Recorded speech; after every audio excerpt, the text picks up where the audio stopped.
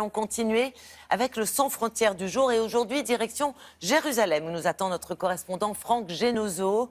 Et là-bas vient de débuter la rénovation du lieu qui est sans doute le plus sacré pour les chrétiens du monde entier. C'est le tombeau du Christ. Bonjour Franck. Alors je suppose que quand même, quand on s'attaque à un édifice qui présente une telle valeur symbolique, on doit prendre un maximum de précautions.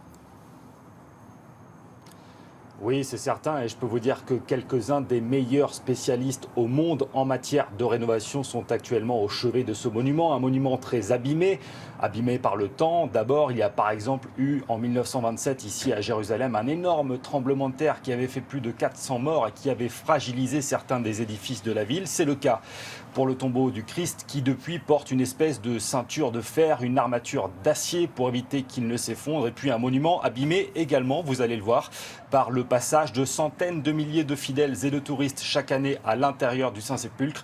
Reportage tourné avec Ofsep Nalbandian.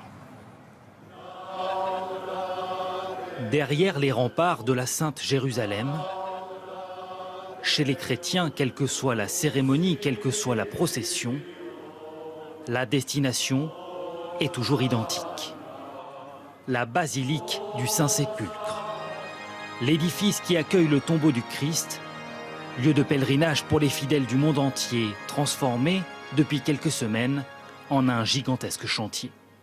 Le tombeau, reconstruit après un incendie il y a 2 siècles, a souffert avec les années. Les travaux viennent de débuter. Nous espérons trouver de nouvelles informations en démontant les différentes couches historiques qui ont été construites autour de la tombe, afin d'alimenter les études qui continuent à se pencher sur l'histoire de ce lieu partout dans le monde. Le gros œuvre d'abord, si l'on peut dire, mais aussi le travail de précision.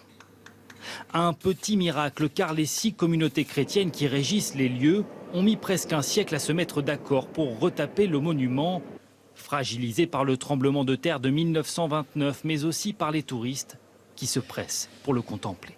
Il y a pas loin chaque année de 2 à 3 millions de visiteurs à l'intérieur de la basilique.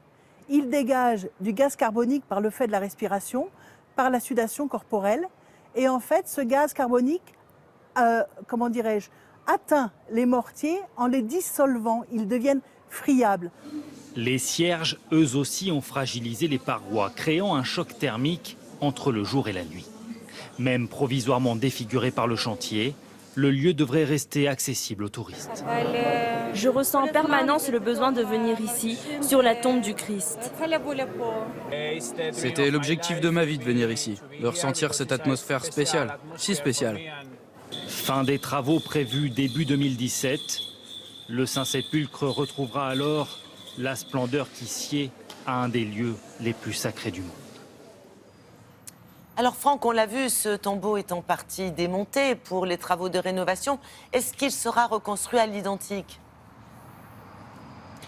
Alors c'est vrai que la question s'est posée à chaque fois, j'ai envie de dire que cette rénovation débute. Il y en a eu plusieurs dans l'histoire. Il faut savoir que ce monument a été détruit ou abîmé à de nombreuses reprises au gré des conquêtes de la ville de Jérusalem ou à cause d'événements comme des incendies ou des tremblements de terre. On en parlait tout à l'heure. Et cette fois-ci, certaines voix se sont élevées en disant « Et si on faisait un tombeau un peu plus moderne, un peu plus contemporain ?» On pourrait par exemple réfléchir à un habillage de verre. Cet habillage de verre permettrait aux centaines de milliers de touristes chaque année de ne pas avoir à pénétrer à l'intérieur du tombeau, de voir depuis l'extérieur ce qui se passe à l'intérieur.